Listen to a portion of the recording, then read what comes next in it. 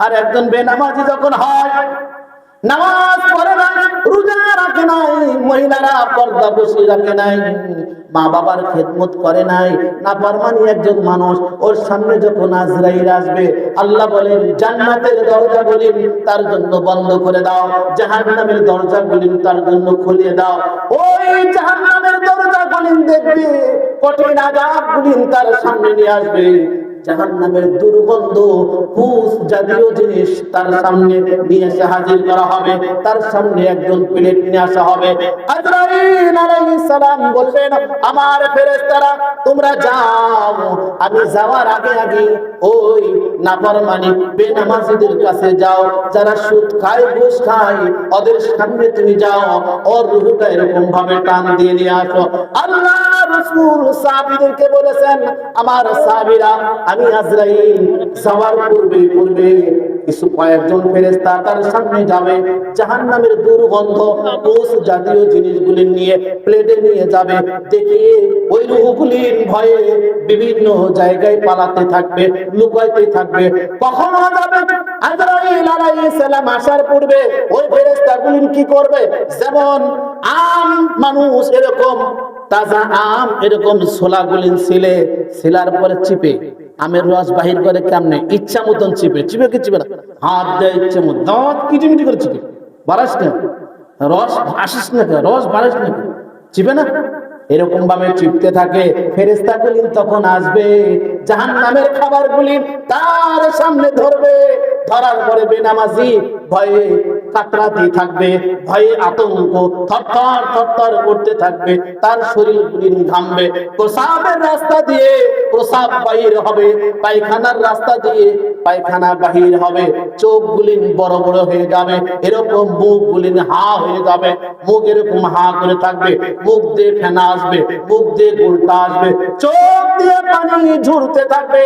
আজরাইলের চেহারা দেখে ওই ফেরেশতাগুলি পায়ের বুড়ি আঙ্গুল থেকে চিপতে থাকবে, চিপতে থাকবে, চিপে চিপে চিপে চিপে চিপে কখনো হুলকুমের কাছে নিয়ে আসবে, গলার কাছে নিয়ে এসে ছেড়ে দিবে, আবার চিপতে থাকবে, আবার ছেড়ে দিবে, আবার চিপতে থাকবে, আবার ছেড়ে দিবে। এইভাবে কখনো তার প্রসাবের রাস্তা দিয়ে প্রসাব বাহির হবে, পায়খানার রাস্তা দিয়ে পায়খানা বাহির হবে, চোখগুলি বড় বড় হয়ে যাবে, মানুষটা এরকম বিকল্পিত অবস্থায় তার চলে আসবে। উপস্থিত যে সমস্ত আত্মীয় স্বজন যারা তার সামনে থাকবে, ওরা ভয় পাবে, তারা এরকম ভাবে জোরে জোরে জোরে জোরে কোরআন পড়তে থাকবে। আল্লাহ বলবেন ওই কোরআনগুলি এখন তার জন্য কোনো কাজে আসবে না। ওই মানুষটা থেকে যখন জাহান্নামের দরজা খুলে দেওয়া হবে, জাহান্নামের যত দুর্গন্ধ তার সামনে চলে আসবে, তার নাকে চলে আসবে, এই মানুষটাকে যখন কবরে রাখা হবে, ভাই কবরটা সংকীর্ণ হয়ে যাবে, ছোট হয়ে যাবে, কবরের ভিতর তাকে আটবে না, মাটি নিতে চাবে না, ওই মাটিটা তাকে গ্রহণ করতে চাবে না, এত জোরে তারে চাপ দিবে, আর হাড্ডিগুলি ভাঙিয়ে চুরমাচুর করে দেবে। এজন্য ভাই দুনিয়ার হায়াত ক্ষণস্থায়ী জিন্দেগির জন্য আপনি আমাকে এই জায়গা থেকে যাইতে হবে। বলছিলাম ওই জুরাইস জামানার পয়গম্বর সাল্লাল্লাহু আলাইহি সাল্লাম জুরাইসের ঘটনাকে বলছে। জুরাইস একজন আল্লাহর ওলি ছিলেন, নামাজ মনে আছে, চলে আসছে গুলো থেকে। জুরাইস একজন আল্লাহর ওলি ছিলেন, 5 ওয়াক্ত নামাজ পড়তেন, রোজা রাখতেন, হজ করতেন, যাকাত দিতেন, সব করতেন। এত নামাজওয়ালা দেখে এলাকার মানুষ সুন্দর একটি ঘর তারে বানিয়ে দিয়েছে। সব মানুষগুলি মিলে জুরাইসকে নামাজের একটি বৈঠকখানা, নামাজের একটি ঘর বানিয়ে দিয়েছেন। মানুষগুলি তারে খাবার দেয়, গ্রামের সব মানুষগুলি একজন নামাজওয়ালা হিসেবে তারে খাবার দেয়, ভালোবাসা দেয়, আদর দেয়, সব কিছু দেয়। মা একদিন চলে আসছে, আসে একদিন মা তার ঘরের পাশে এসে ডাকছে, জুরাইস, বাবা জুরাইস, তুমি কি ঘরের ভিতর আছো? বাবা, আমি তোমার মা এসেছি তোমার সঙ্গে একটু কথা বলার জন্য। কিন্তু জুরাইস আল্লাহর ওলি, নামাজওয়ালা একজন মানুষ, নামাজের ভিতরে যায় নামাজে পড়ে গেছে। ওরে আল্লাহকে ডাকতেছে, আল্লাহ আমি আপনার কাছে যাই নামাজে সিজদায় পড়েছি, সুবহান রাব্বিয়াল আলা, সুবহান রাব্বিয়াল আলা, সুবহান রাব্বিয়াল আলা। ও রব, আপনি আমাকে বানাইয়েছেন, আপনি আমাকে পালেন, আপনি আমাকে খাওয়ান, আপনি আমাকে সবকিছু করেন, এইগুলি আল্লাহর কাছে আল্লাহকে বারবার ডাকিয়ে বলছে। এইদিকে মা পিছন থেকে এসে বলছে, আজরাইল আমার সন্তান, আমি তোমার মা তোমার কাছে আসছি একটু কথা বলার জন্য। এখন জোরাই চিন্তা করতেছে মার সঙ্গে কথা বলবো না আমি আল্লাহর এই ধ্যানেই পড়িয়ে থাকবো, মা আমার বড় না আমার আল্লাহ বড়। চিন্তা শুরু হয়ে গেছে, নামাজের ভিতরে চিন্তা শুরু হয়েছে। এবার নিজের যে সিদ্ধান্ত নিয়েছে, মা আমার চলে যাক, মা তো আমার কাছে পরে আবারও আসতে পারবে, কিন্তু আমি আল্লাহর কাছে সেজদা অবস্থায় আছি, না আমি মাথা উঠাবো না, আমি আমার রবের কাছে সেজদা অবস্থায় থাকবো, আমি আমার রবের সাথে আমার বন্ধুতা চলু। এইভাবে চলছে। মা কিছুক্ষণ দেরি করলো, এরকম ঘরের বাইরে দাঁড়িয়ে থেকে মা রাগান্বিত হয়ে চলে যাচ্ছে। আর বলতেছে, জুরাইস আমি মা তোমার কাছে আসছিলাম একটু নিজের আবেগ বলার জন্য, নিজের আবেগের কথাগুলি তোমার কাছে জানার জন্য। জুরাইস তুমি যখন আমার কথা শুনলে না, আমার কথায় যখন তুমি কান দিলে না জুরাইস, আমি তোমার জন্য বদদোয়া করে গেলাম, আল্লাহ যেন তোমাকে একজন জিনাকারীর শাস্তি হিসেবে তোমাকে যেন শাস্তি দেয়। মা দোয়া করেছে, আল্লাহ কি ছেড়ে দিবে? মা দোয়া করেছে, বদদোয়া করে ফেলেছে, আল্লাহ আর ছেড়ে দিবে না। কবুল করেন কে? আল্লাহ বলেন, আমার বান্দা যখন দোয়া করে, মা যখন দোয়া করে, আসমান আর জমিনের ভিতরে কোনো পর্দা রাখে না, সঙ্গে সঙ্গে দোয়া কবুল হয়। আবার যদি সন্তান মা বাবার জন্য দোয়া করে, আল্লাহ বলেন কোন রকম পর্দা রাখি না, সঙ্গে সঙ্গে কবুল হয়। এই জন্য প্রত্যেকটা নামাজের পরে আপনি আমি দোয়া করব, রব্বির হামহুমা কামা রব্বায়ানি সগীরা। আল্লাহ আমার বাবা আমার মা ছোট শিশুবেলায় যেভাবে আমাকে ভালোবাসা দিয়েছেন, আদর দিয়েছেন, খাবার দিয়েছেন, যত্ন করেছেন, সব কিছু দিয়েছেন, আল্লাহ আমার মা আমার বাবা কবরে চলে গিয়েছেন, মেহেরবানি করে তাদের সাথে ওই রকম আচার ব্যবহার করে। দোয়া করতে পারবো না? করবো না? দোয়া করবো প্রত্যেক নামাজে। জুরাইসের দোয়া আল্লাহর দরবারে কবুল হয়ে গেছে। দিন যায় রাত যায়, যাইতে যাইতে যাইতে বেশ কয়েক মাস কয়েক বছর যখন চলে গিয়েছে, ওই যে মার দোয়া কবুল হয়েছে। এলাকার একজন রাখাল ছিল আর একজন বদ চরিত্র মহিলা ছিল। রাখাল ওইদিকে ওই জুরাইসের বাড়ির পাশে এরকম ভাবে রাখাল গরু চারায়, আর ওই বদ চরিত্রহীনওয়ালা মহিলা ওই দিক দিয়ে ছাগল চারায় আর ঘুরে। হঠাৎ করে একদিন ওই রাখাল আর ওই মহিলা তারা জেনায় লিপ্ত হয়ে যায়। জেনায় লিপ্ত হয়ে যাওয়ার পরে মহিলার পেটে সন্তান চলে আসে, বাচ্চা চলে আসে। এখন মহিলার তো বিবাহ হয় নাই, মেয়েটার বিবাহ হয় নাই। এখন তাহলে মহিলার পেটে বাচ্চা আসলো কেন? এলাকার মানুষ সবাই ধরছে, তোমার বিয়ে হয় নাই, শাদী হয় নাই, তোমার পেটে বাচ্চা কেন, কোথায় কি করেছে বলো। এই যে যখন চাপ দিয়ে ধরেছে মহিলাকে, মহিলা এখন ওই রাখালের কাছে পরের দিন যে বলছে, রাখাল এলাকার মানুষ তো প্রকাশ করেছে আমাকে, পেট যখন বড় হয়ে গেছে সবাই মিলে এখন আমাকে ধরছে, বলো তুমি কার সাথে কি করেছো? তুমি তো বিবাহ হয় নাই, বিবাহ বসো নাই, এখন আমি কি করব? এইবার ওই রাখাল মহিলাকে বুদ্ধি শিখাইয়ে দিয়ে বলছে, ও মহিলা শোনো, আমি একজন গরিব মানুষ, একজন দিন মজুর, একজন এরকম দিন মজুরওয়ালা মানুষ, আমি একজন রাখাল। যদি তুমি আমার কথা বলো, তোমাকেও এরকম আমাকে মারবে, তোমাকেও ব্যথাঘাত করবে, এলাকাতে তোমাকে জায়গা দিবে না, আমাকেও এলাকাতে থাকতে দিবে না।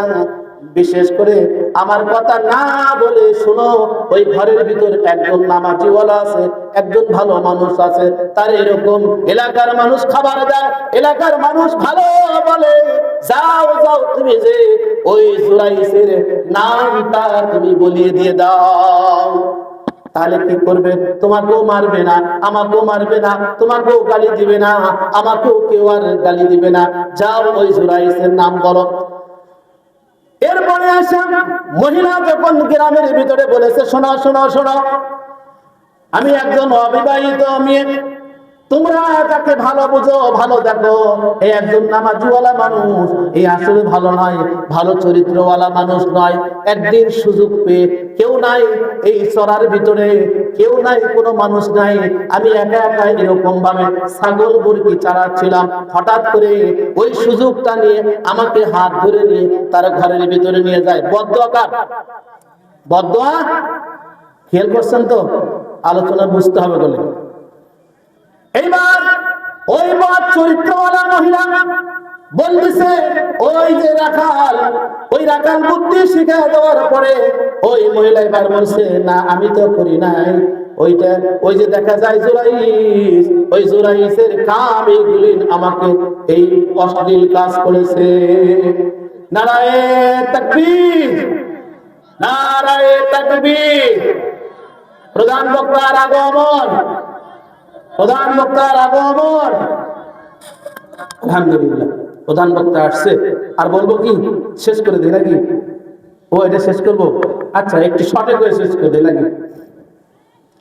এবার ওই মহিলা সমস্ত এলাকার মানুষকে ডাকিয়ে বলছে, আসলে তো ওই যে দেখা যায় নামাজওয়ালা মানুষ, তোমরা যারে ভালোবাসো, ওই আমাকে এই সমস্ত কাজ করে আমাকে নষ্ট করে দিয়েছে। আমার পেটে বাচ্চা, এই গর্ব আমার এরকম হয়েছে, 1 নয় 2 মাস 3 মাস, এখন 4 মাস চলছে। সমস্ত মানুষগুলি, গ্রামের মানুষগুলি নাচে জুরাইসকে ধরেছে, বেটাঘাত করেছে, তার ঘরগুলি পুড়িয়ে দিয়ে সরকার করে দিয়েছে। জুরাইস এরকম ভাবে বলেছে, শোনো শোনো এলাকার মানুষ, আমার তো কোনো প্রমাণ নাই, আমার তো কোনো সাক্ষী নাই, আপনাদের কাছে একটি কথা আমি আবদার জানাতে চাই, মহিলার পেটে যে বাচ্চাটা রয়েছে, ওই বাচ্চা হওয়া পর্যন্ত আমাকে একটু সময় দেন। যদি ওই বাচ্চা 2 দিনটা হবে, তারপরে 2 মাস 3 মাস পরে আমাকে হাজির করবেন। আমি জুরাইস যদি বাস্তবে জিনাকারী হয়ে যায়, তাহলে আপনারা আমাকে শাস্তি দিবেন, আর যদি আমি জিনাকারী যদি না হয়, আপনারা আমাকে ক্ষমা করে দিবেন। এবার মহিলার পেট থেকে দীর্ঘ কয়েক মাস পরে যখন বাচ্চা হয়ে গেছে, 2 মাস 3 মাস পরে ওই বাচ্চারা নিয়ে সামনে হাজির করেছে। জুরাইসকে হাজির করা হলো। এইবার বলা হলো, জুরাইস তোমার সাক্ষীকে এখন বলো, তুমি কি আসলে কি মহিলার সাথে জিনা করেছো? কয় না না, আমি জিনা করিনি, ওই বাচ্চাটা আমাকে দেন। ওই বাচ্চাকে, ছোট শিশু বাচ্চাকে জুরাইসের হাতে দেওয়া হলো। জুরাইস নিয়ে পেটের ভিতরে একটু শাহাদত আঙ্গুল দিয়ে আঘাত করে বলছে, আল্লাহর বান্দা, আল্লাহর বান্দি, তোমার তো এখন জবানে কথা বলার মতন আল্লাহ শক্তি দেয় নাই, তবু আমি একজন আল্লাহর খাস বান্দা, আমি একজন আল্লাহর আবেদ হয়ে, নামাজওয়ালা মানুষ হয়ে তোমার পেটে আঘাত করে আমি তোমার মুখের জবান থেকে ওই আল্লাহর একজন নামাজওয়ালা বান্দা হিসেবে তোমাকে বলতে চাই, তুমি একটু পরিষ্কার সাক্ষীটা তুমি দিয়ে দাও। ছোট শিশু বাচ্চা এবার সমস্ত মানুষের সামনে এবার নিজের কণ্ঠে বলছে, এলাকার সমস্ত মুরব্বীরা আপনারা শুনেন, আসলে জুরাইস একজন জিনা করে নাই, জিনা করতে পারে না, সে একজন নামাজিওয়ালা মানুষ, একজন ভালো মানুষ। আসলে আমার বাবা জুরাইস নয়, আমার বাবা উমুক রাখাল। রাখালকে ধরে নিয়ে আসা হলো। এবার রাখালকে সামনে নিয়ে এসে বলা হলো, ওই রাখাল বলো, আর মহিলাকে বলা হলো, এবার বলো তোমার সাথে এরকম এই জিনা করেছে কে? এই বাচ্চার বাবাকে। রাখাল তখন ভয়ে থরথর করে কাঁপিয়ে বলছে, আসলে জুরাইস জিনা করে নাই, মহিলার সাথে আমি করেছিলাম। এবার জুরাইস সমস্ত মানুষদেরকে বলল, আসলে এটা আমার প্রাপ্য ছিল, আমার মা আমার জন্য বদদোয়া করেছিল, সেই বদদোয়ার কারণে আজকে এত পর্যন্ত লাঞ্ছিত আমার হইতে হয়েছে। আল্লাহ সুবহানাহু ওয়া তাআলা যেন আমাদেরকে সবাইকে জন্য তৌফিক দেন। মা বাবার খেদমত করব না ইনশাআল্লাহ? মা বাবার বদদোয়া নিব? অনেকে দান করেছেন, আমি তাদের নাম বলতে পারি না। একজন দিয়েছে 500 টাকা, আর একজন 500 দিছে, আর একজন 200 টাকা দিছে, আর একজন 100 টাকা, আর একজন কত 50 টাকা, এভাবে অনেকে দিয়েছে। আমি আদায় করলে ইনশাল্লাহ অনেক হয়ে গেল নি, তা আমি আদায়ের ভিতর যাই না। প্রধান বক্তা আছে, উনি আপনাদের সামনে শেষে আদায় করবেন। আমি যা আলোচনা করেছি, আলোচনার ভিতরে ভুল ভ্রান্তি হলে আপনারা ক্ষমার দৃষ্টিতে দেখবেন ইনশাল্লাহ, আর দোয়া করবেন। করবেন না ইনশাল্লাহ? মা বাবার খেদমত করবেন, 5 ওয়াক্ত নামাজ পড়বেন ইনশাল্লাহ। ইনশাল্লাহ আল্লাহ সুবহানাহু ওয়া তাআলা আমাদেরকে সবাইকে তৌফিক দেন, যেন আমরা সবাই মা বাবার খেদমত 5 ওয়াক্ত নামাজওয়ালা হয়ে যেন কবরে যাইতে পারি। আখিরু দানা আনিল হামদুলিল্লাহি রাব্বিল আলামিন। আসসালামু আলাইকুম ওয়া রাহমাতুল্লাহি ওয়া বারাকাতুহু। এখন আমি আজকের এই মাহফিলের সভাপতি, নামাজের মাহফিলে উপস্থিত, আমরা জানি, অনেকে জানি ইনশাল্লাহ, যে এই মাহফিলটা হওয়ার কারণটা হচ্ছে মসজিদ নির্মাণের জন্য। নতুন একটি মসজিদ নির্মাণের উপলক্ষে উদ্যোগে এই মাহফিল। আমি এই মসজিদের শুরু থেকেই আলহামদুলিল্লাহ আমাদের এই খোরশেখান্দি অনেক যুবক ভাই, আমার অনেক মুরব্বী রব্বানি ভাই আছে, অনেকের সাথে আমি আলহামদুলিল্লাহ সবার সাথে জড়িত।